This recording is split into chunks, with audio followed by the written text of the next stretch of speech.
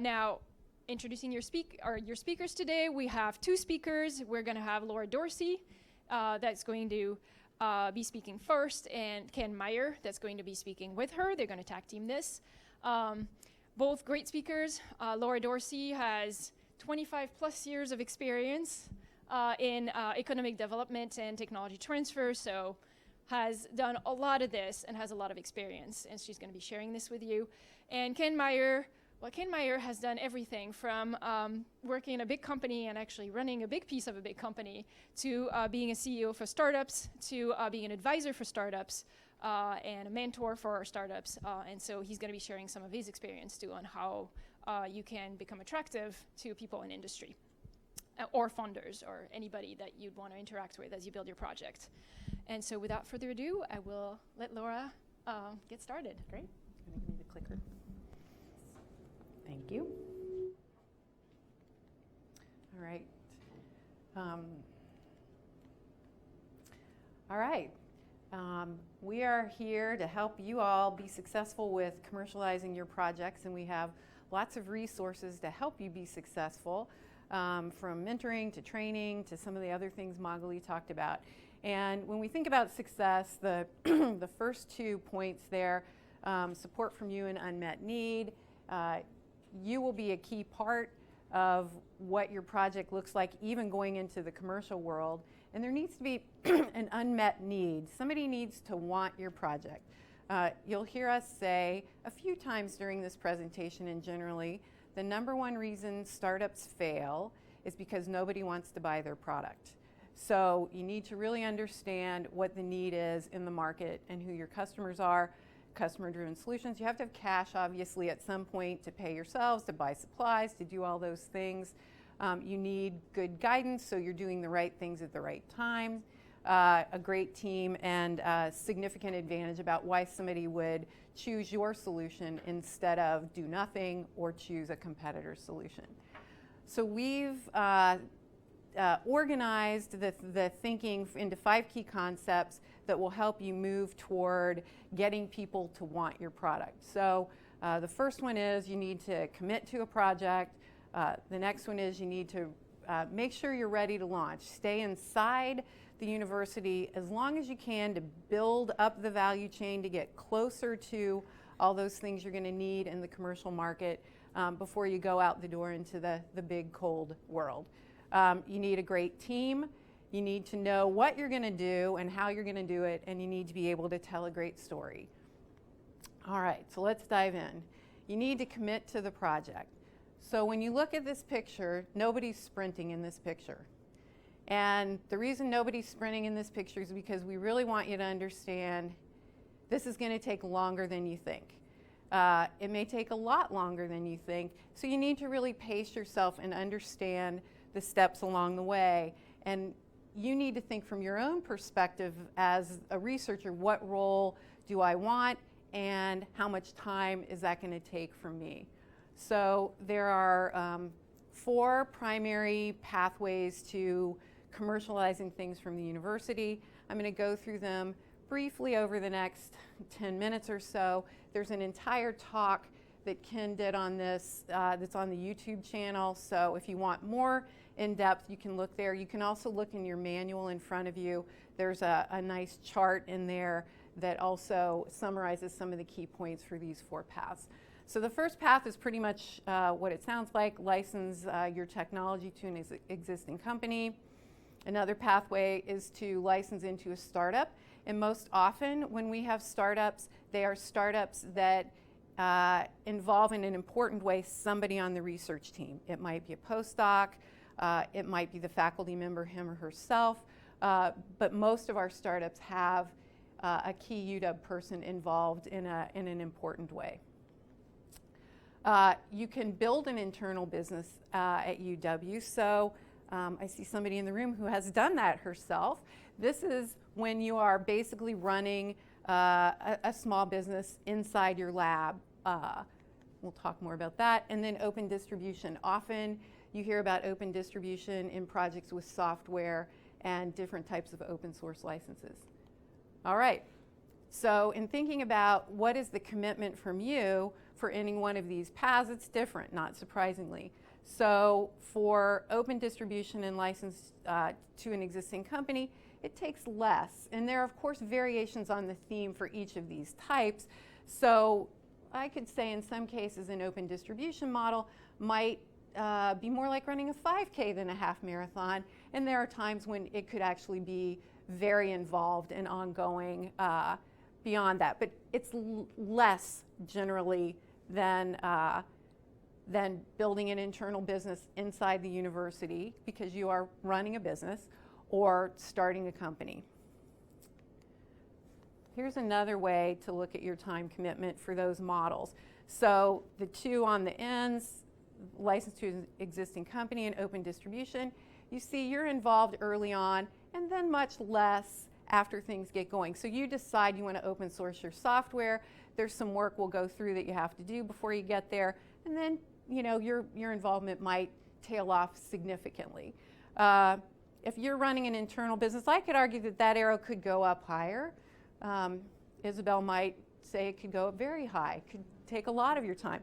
If you are in a startup, you can see if you are going to run the startup, it is a huge commitment. If you're just going to be an advisor, I shouldn't say just, if you're going to be an advisor, it's less of your time. All right, so let's talk about the open distribution model. Here's the quick process for going down this path. But first let me say, you might choose open distribution because your goals, your research goals are, I want to get this asset out into as many hands as possible, and I want the barriers to other people taking it to be very low. So I want it to be free. I want them to be able to maybe just click to agree, or maybe they don't even click to agree. Maybe there's just some embedded conditions in the file list, and that's it. Very easy for people to take your code. And often when assets go out this way, they go out under conditions that are, anybody can do anything they want with this. They just have to give us credit for it. So people can make money, they can do anything.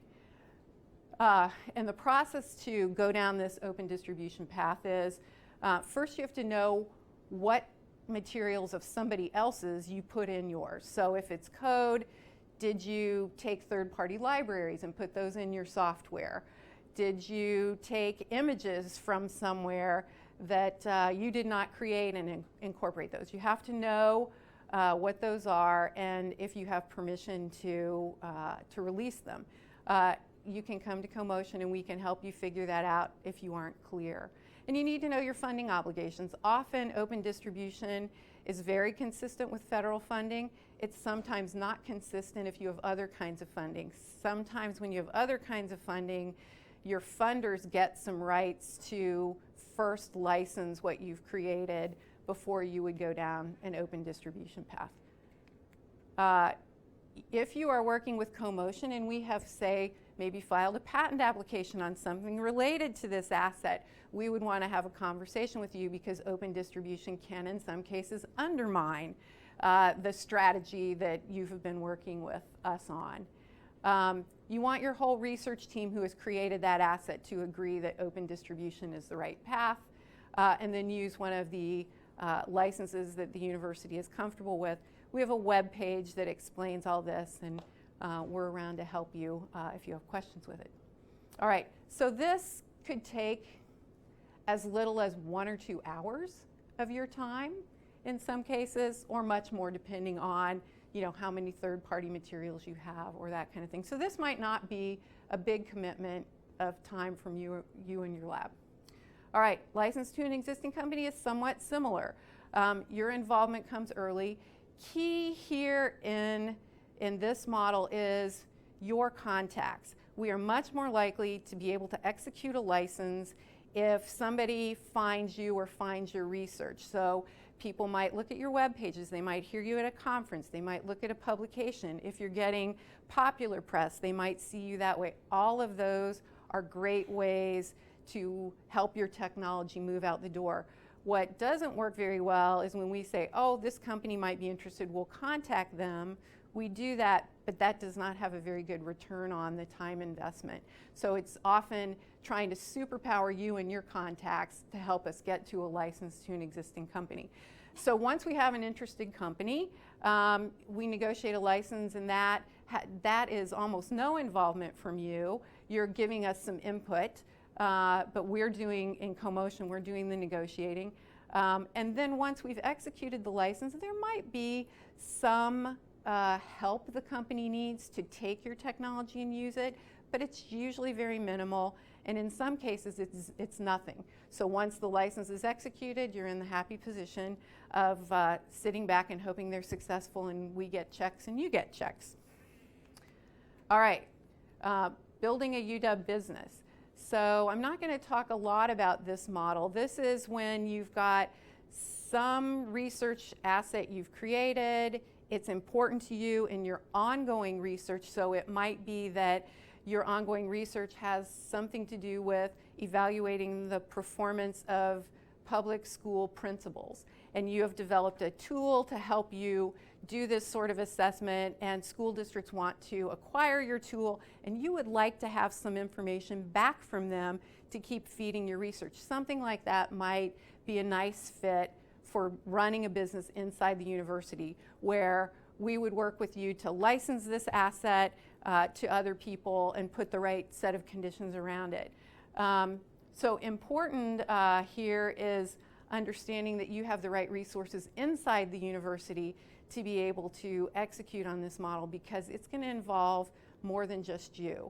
It's going to involve maybe some IT person in your department. It's maybe going to involve some finance person in your department, and hopefully it will be successful, and as it grows it may involve more and more people, and you may have other people on your team that are getting some of their salary from this endeavor.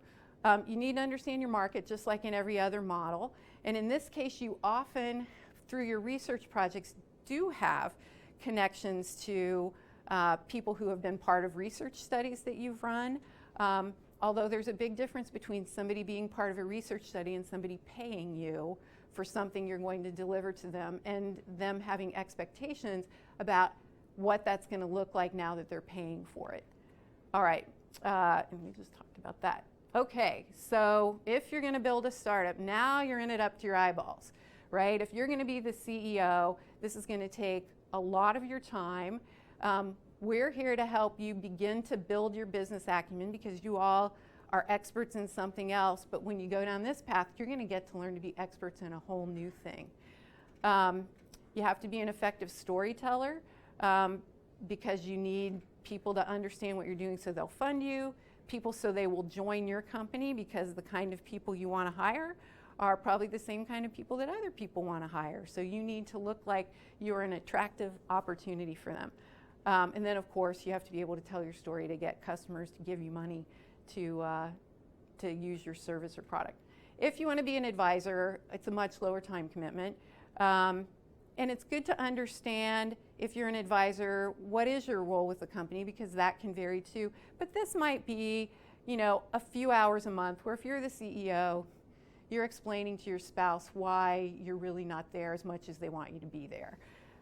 And if you're the CEO, you are probably taking some sort of leave of absence from your university position, maybe completely, maybe partially, but you can't do both and do both well. All right, so one of the researchers in my portfolio, Eric Van Eaton, I sent him an email saying, hey, can you send me the timeline, remind me of some of these different dates?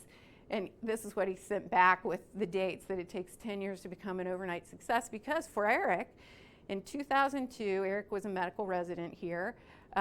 He recognized that there were challenges with rounding and sign out, because there was a relatively recent law that said you couldn't work residents 24 hours a day every day. So that created communication challenges when shifts changed in the hospital. So he recognized a problem, and he came up with a way to address it and wrote code. By the next year, UW was actually using his code, and then we began to get interest over the next couple years from other people, other hospitals who were interested in his code, but we couldn't get any of them to actually use it. we were able to give it to a couple hospitals, but they weren't using it. It took us all the way to 2009, so 7 years. The hospital switched to an electronic medical record system, and we recoded, the IT group recoded that software and made it a plug-in model to the EMR. Then we had something that other hospitals could easily take, and we, the university, began licensing it to those other hospitals. And we did that for a couple years until we were having some challenges because the university is very risk averse, and we insist that other parties assume the risk for their use of our products. And other public hospitals were having trouble agreeing because they had their own state laws that were causing conflicts with what we needed and what they needed. So that was the impetus for a license into a startup company that Eric and one of the guys in IT started, and that was in 2011. They are a going concern and have revenues and have investment, but it has been, 18 years. So it will take longer than you think. All right, so in your manuals in front of you, for you to fill in later, there are some questions, and so we really want you to take some time when you have time and reflect on, which of these paths is the right fit for you based on how much time you want to invest in something like this. Oh, Magali would like me to say something about the guidance, or she's going to say something about the guidance. Hi for everyone online. If any of what she said triggers questions for you and you'd like to talk to a member of the team, feel free to really go to polev.com/comtrain and just enter your information and we'll get back to you. Thanks. Thanks, Magali. All right, the next concept, make sure you're ready before you launch. So the general idea here is stay inside with all of the resources of the university for as long as you can till we get you further up the value chain, looking more attractive. So when you go out, you have more resources and you're further down the runway ready to, take off than not. All right, yeah, so here's our graphic of, you want enough runway to make liftoff. All right, so, all right, I'm gonna go to the next one. All right. This is a big, long Mad Libs kind of sentence, right? The bold things are where you would fill in information, and not that we would expect anybody at the beginning to be able to do this, although you might have theories about who your customer is and what their problems are. This is the kind of information you need to be able to compellingly present to investors, maybe to people you want to employ, and this is all of the information that we want to try to help you be more prepared and have more solid arguments so when you leave, you are again closer to the funding. So, for my customers with these problems, I've developed this solution that provides these benefits which should relate to the customer's problems with this, special sauce which is better than my competitors for this reason, and the market is this big.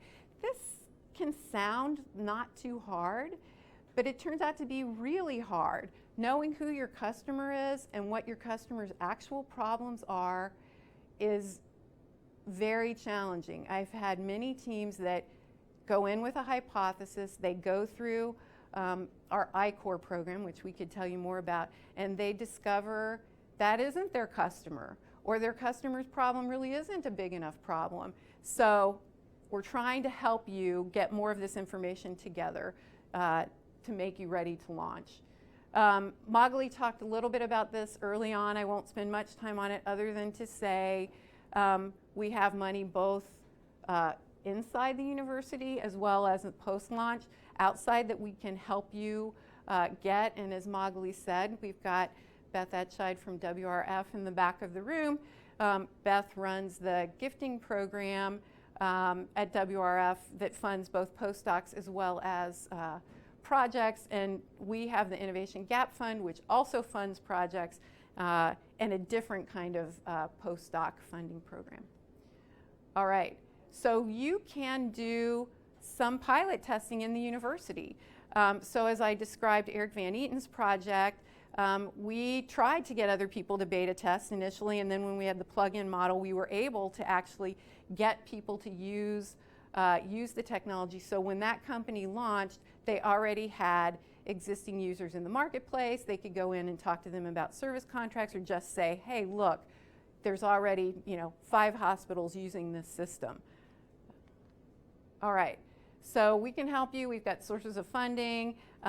Jeanette Ennis is an expert at the SBIR STTR application process.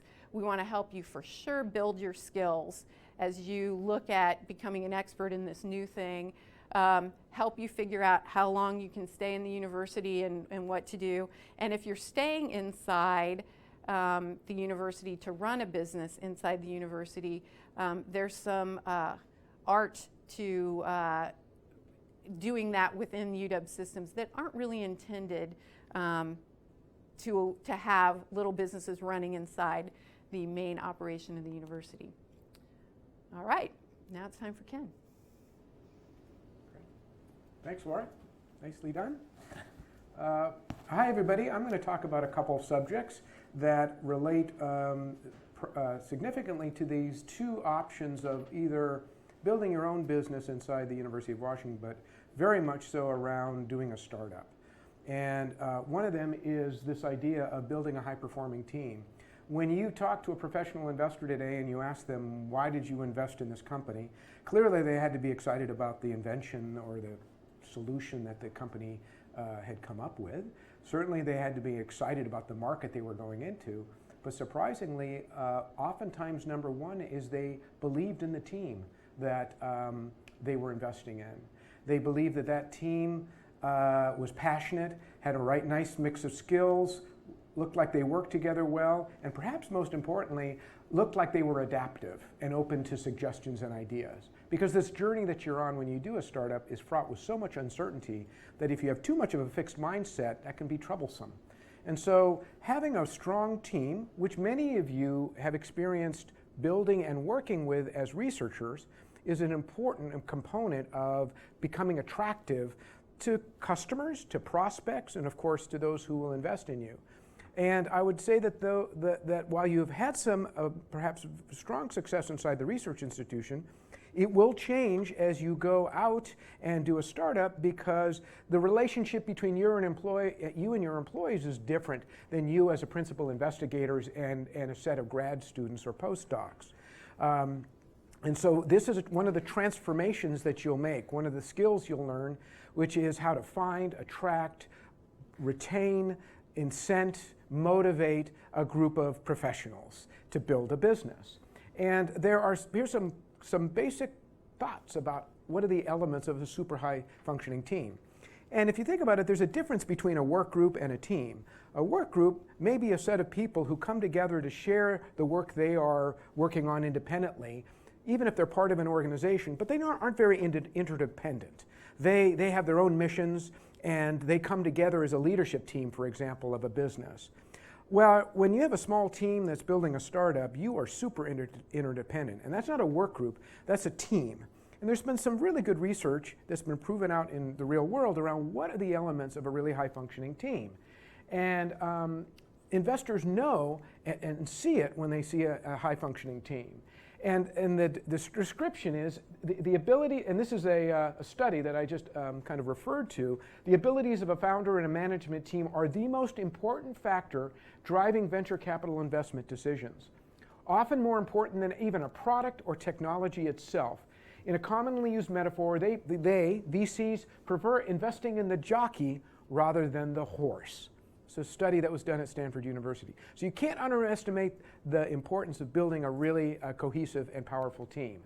And here's how we would define a really powerful team. It's a small group of people with complementary skills who are committed to a common purpose, set of performance goals, and an approach for which they hold themselves mutually accountable. Sounds pretty academic. Let's take it apart and look at it individually. Common purpose. The best teams spend a great deal of time exploring, discussing, shaping the purpose that they're striving to go achieve. The purpose is this vision they have of how they're going to go change the world. And one of the exercises you're going to want to do with your team is to come up with that purpose statement, that statement about what you're trying to do to change the condition of the world. For example, Teach for America has this purpose as one day all children in this nation will have an opportunity to attain an excellent education. That's their purpose for being. Spotify, the music streaming service, their purpose is to unlock the potential of human creativity by giving 1 million creative artists the opportunity to live off their art and billions of fans the opportunity to enjoy and be inspired by it. You notice their mission isn't get 10,000 new customers every month. It isn't to generate $20 million or to exit with $1 billion valuation in 2 years. They have a purpose to unlock the potential of human creativity in 1 million artists and to make that available to 1 billion people. So you can't underestimate how important it is for this team to have a common purpose that they really believe in. It's important intuitively. We would all think that would be valuable, but it's actually borne out that this is very important to humans who are working and working with other people. It's a kind of a fundamental human need. There are theories and books written about this concept that humans really value autonomy, mastery, and purpose. They like to have the feeling that they have control over the work that they're doing, that they are building their skills and becoming artisans of sorts in whatever they pursue, and they're doing it in service of some important purpose.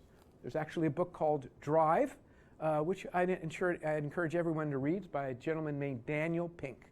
And so this idea of purpose really taps into who we are as human beings, and of course it links directly to what really great leaders do. Really great leaders give their teams purpose. So that's the first thing of a highly effective team.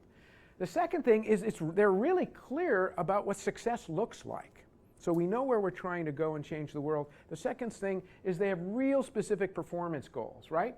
This is the way you translate some purpose in life into some meaningful way of achieving that purpose step by step. And so it's just different from what you're doing in assessing or setting individual objectives. It's the objectives the team wants to achieve. And it makes it really helpful to communicate where you're trying to go and resolve conflict, and it keeps people focused. So as you think about your work to become attractive to customers who are looking at you and looking at what kind of relationships they're going to have with this team that's going to support them, when you think about investors who are going to look at you and think about, do I want to make a bet? One of the things they're looking at is this is a highly functioning and disciplined teams. And the first two elements are purpose, and the second is they have a sense of what performance goals they are trying to achieve to get to that purpose. The third is that they look at this team and says, ooh, there's a nice mix of skills here. There's the technical skills that perhaps the faculty leader brings to it. There are operational skills. There are customer relationship skills. There's a nice mix of skills, right? And as you look at your team and the team you're building, you want to ask yourself, is everyone like me, or do I have a variety of styles and competencies? Diversity really matters on a team. You're going to get the most out of your team and the greatest ideas out of a diverse and kind of multifaceted team. So we put this up here in a sense to have you think about where's your team today, and as you prepare yourself thinking we're going to commercialize, what talents do I need? What points of view do I need? So that's the third one, kind of this diversity of complementary skills. And then the fourth element is that there is agreement about the approach we're going to go use to go achieve these objectives.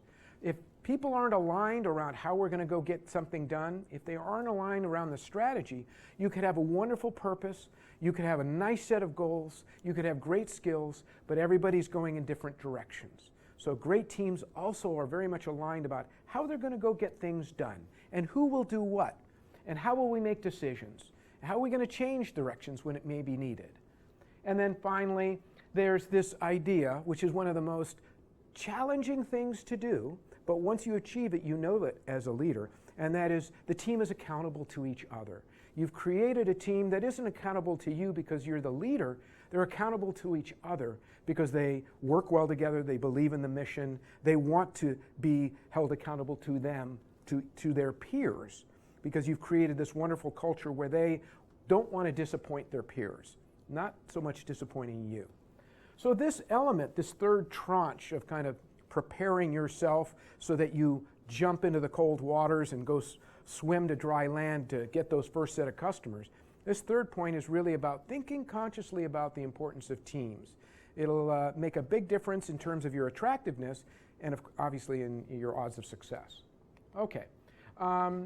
You can develop these skills, but you got to be aware of what you need in terms of your own development and in terms of finding the resources and skills you need. So we've got a little reflection challenge in your book where we basically say, you know, what are you like? How about the people already on your team? What skills are you missing? What kind of gap do you think you need to fill in those 5 elements of vision, purpose, and so forth? Okay, so that's the third element, this whole idea of a really powerful team. And we can help you. We can help you look for team members, help you figure out how you can go find the team members you need, and connect you with industry mentors to maybe shape your thinking around the team you want to build.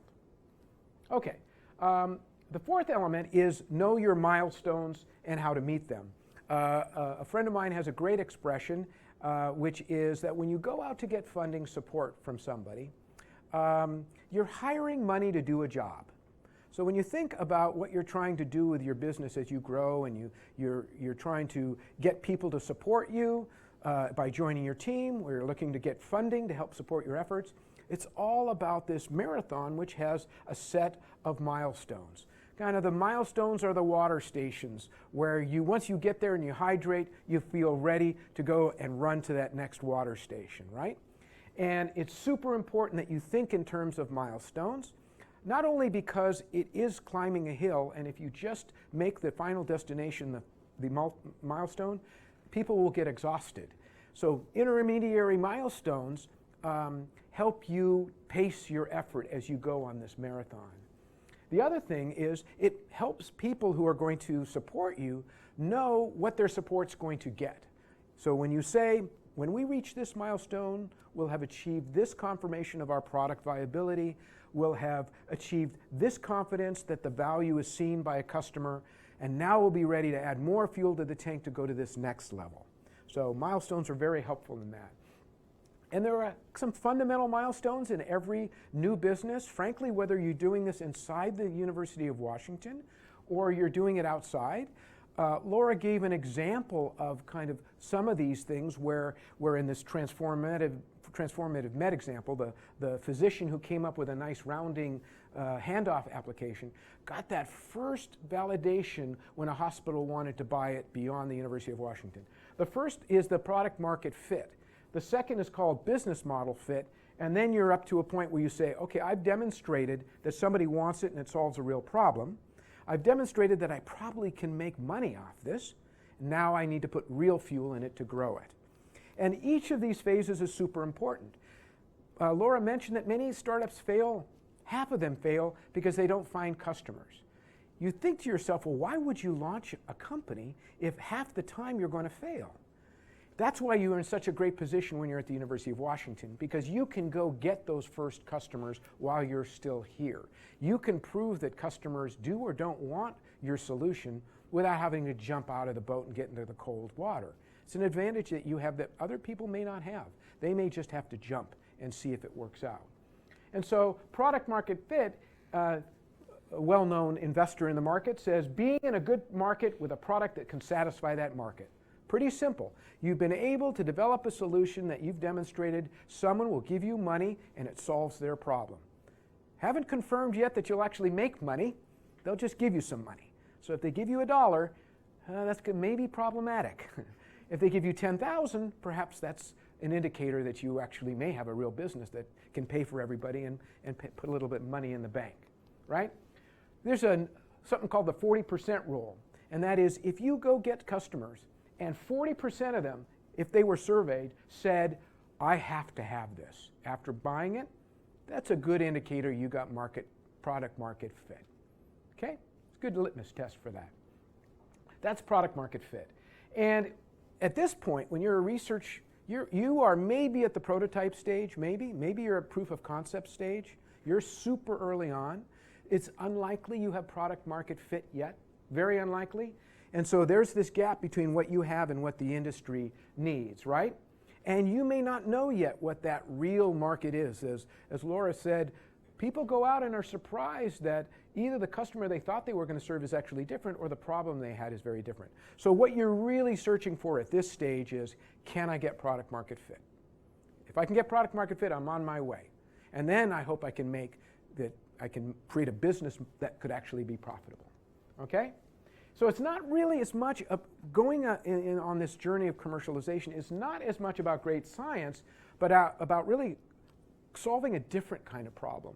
Not a research problem, not an innovation problem, but can I solve somebody's day-to-day job problem, right? And that requires that you go out and talk to a lot of people and learn and have a real open mindset, watching confirmation bias, because we all love the baby we've created, and really learn and make sure that you're addressing a real problem in the market. And there is a tool that you can use which has been validated as being pretty effective in assessing an invention that you might have in front of you that you're starting to commercialize. It's called the Cloverleaf model for readiness. It's a tool that you can use to say, how ready am I for the market? And it's got 4 leaves to it, petals to it. One is, how ready is this technology to go out in the market? The other is, how ready is it? How commercial ready is? Is it ready? Is it a product, or is it some sort of feature at this point? Is it commercially ready to go into the market? How ready is the market to take it? How interested is that market for it? And then finally, how ready are you in terms of the team that you're going to use to go take it into the market? So technology, commercial, the market itself, and management readiness. And so in your booklet, you have this little set of questions. And you'll see 2 columns. And you can literally go down and score each column.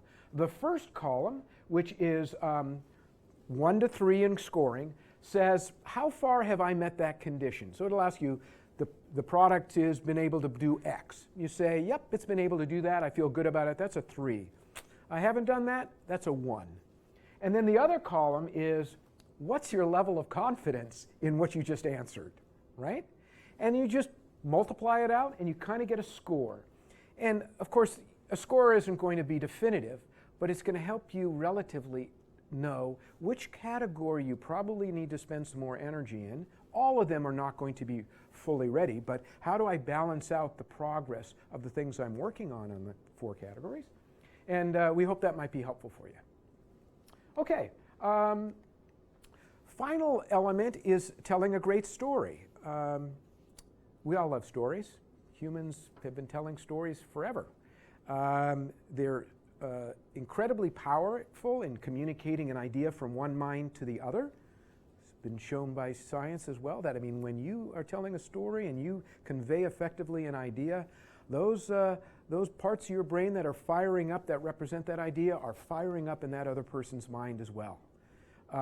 And so you're going to be telling a story often if you end up building an internal business, going to see if a company is interested in licensing your technology, if you're going to go recruit someone to start up come join your startup, or you're going to go ask somebody for money. So building your storytelling capabilities is super important, and we're going to do the next commercialization session just on this topic, but a couple thoughts that might be worth knowing. The gap between what the university does and what industry wants is the story you're going to go tell. That gap. Because they're honestly not likely going to read your papers.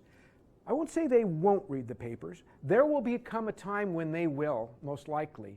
And that's a really good time. Because if they're reading your paper, that means they're most likely at what's called technical due diligence. That means somebody wants to really understand your technology deep enough, and they might actually bring somebody in who knows your field to go read your papers and go interview you.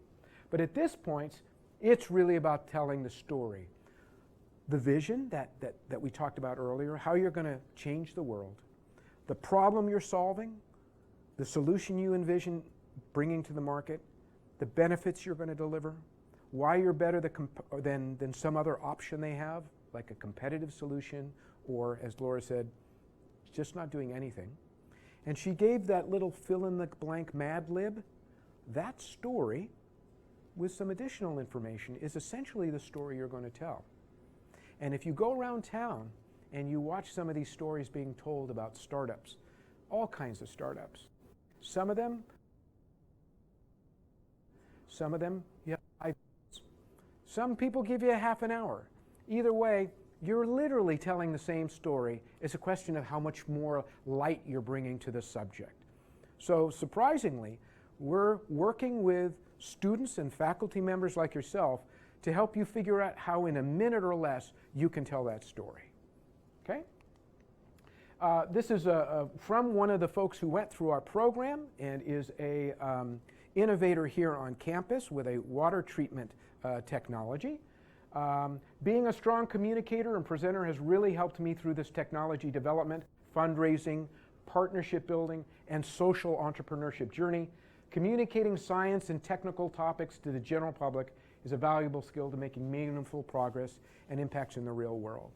And so this will require that you eliminate jargon and technical specification language and really get to the story of the opportunity you see, the problem you're solving, etc. And there'll be plenty of time to go into the details of the technology, but that will follow the overall arc of a story that sounds interesting and persuasive. And you're going to have bunches of different audiences you're going to talk to. You'll talk to customers, you're going to maybe pitch for funding, you're going to tell general storytelling, and you know what? It's one of the funnest part of forming a new company and launching it, because you get to communicate that passion you have to other people. So the idea here is you're talking about the why and the what of what you're doing, not so much the how. And so you'll have plenty of time to talk about how you're solving the problem, but you don't lead with that. You're really leading with why are you out here seeking to change the world? What do you plan to do to improve the condition of the society?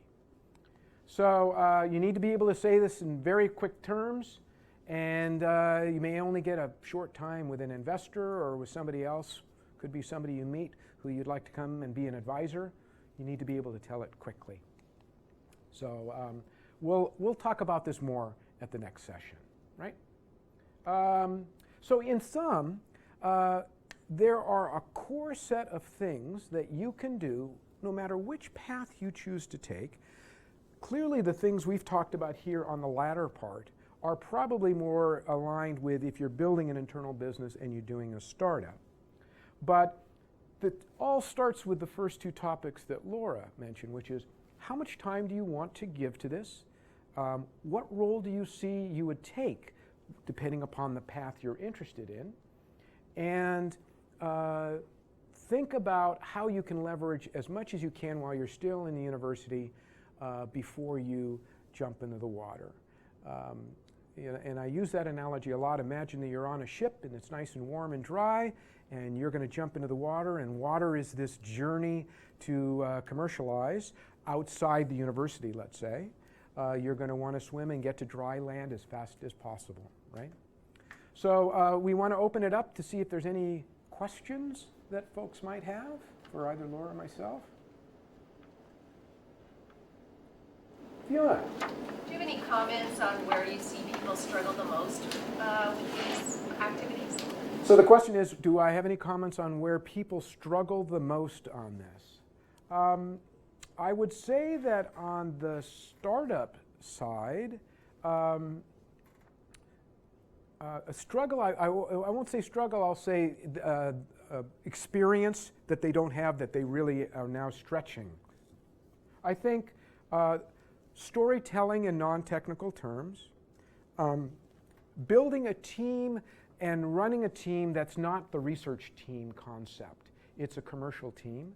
That's a different world, because the relationship is not as, the employee is not as dependent upon you in a commercial environment as it is out there. Let's see here. I think the struggle can happen up at the very beginning, which is perhaps wanting a startup but not recognizing just how much energy and time it will take. But how about you? If you've done this a lot, what can I tell the audience you've perceived? What I observe is that when people understand the roadmap, they often walk along it. So it's sort of They often walk along it. So it's figuring out what they don't know. So Fiona's saying that once you know the roadmap, that helps a whole bunch. Yeah. And so without a roadmap, you're flying blind. You're walking blind. So great. One comment I'd add is that I frequently see teams that have a high level of confidence that they know who the customer is and they do not need to do customer discovery, and almost without fail they are not correct about who their customer is, and that will sink a company. So those who didn't hear it, if the mic wasn't on, the idea that there are oftentimes this case where folks at this stage from inside a university setting believe they know who the customer is and the problem they're solving. I neglected to speak to that, because that is one of the strongest tendencies, which is it's uncomfortable to go make cold calls on people that you want to go talk to. It's not fun for anybody. And so, but you have to do it. You have to do it a lot. And then the thing you have to just really watch is there is an enormous amount of confirmation bias, because you've spent so much energy in this space. You love your baby, and you want to believe that others will too. And I would say that the thing you have to really ask yourself is, can I ask questions where when I don't get the answer I was hoping for, I can say, that's interesting, what can I do with that? Not, this person must not understand what I'm really able to do. And the second thing I would say is, never forget to ask the question, if you think somebody has expressed to you that they really think your invention is interesting, ask the second question, how important is this to solving this problem we've been just talking about relative to all the other problems you're dealing with? Because if you ask that question, they might say, oh, this is not that big a problem. Meaning, yes, your solution solves my problem, but I got other fish to fry. So it's not just you're solving a problem, you're solving a problem that's important to them. Yeah. Would you want to ask, what would you be willing to pay for this solution, or you don't do that at this stage of the game? The question is, should you ask, what would you be willing to pay at this stage? I might not ask that question. What I want to understand is, what's the value I'm getting? And that value will tell me what I can probably hypothesize on pay that I will then take to them and say, we're thinking of pricing it as this. Is this out of bounds? So they don't know. So I really want to understand value, because if I see high value, I think I might be able to charge quite a bit for this. Yeah. What people pay is exactly a function of value. It's just another name for it. Any other questions? Well, we know that there's been folks here and folks out in the world watching us. We appreciate you tuning in. The team at CoMotion is here for you, so please don't hesitate to reach out. Laura, do you have any final words? That's good. Yeah? Magali might. Magali? Thank you. Yeah. Hi, everyone. I'm back. Just a couple of final words. Make sure you go and download the manual, because for those of you who are not in the room, you will not get immediately to talk to people that can help you with things like funding or take you by the hand or things like that. Your manual contains all the links to ask for a consultation with our team, to apply for various programs that have funding and training attached to them. So please look at the manual. Please download it from the website. You will have access to all of that. So thanks a lot for tuning in. If you're remote, we'll stop it at that for today. So thanks. And for those in the room, please feel free to network. There's a bunch of the team. Beth, would you say hi for the ones in the room? If you're ever looking for funding, or if you're looking for exploring in the idea, feel free to go and talk to Beth, in addition to talk to the member of our teams who have little brown tags.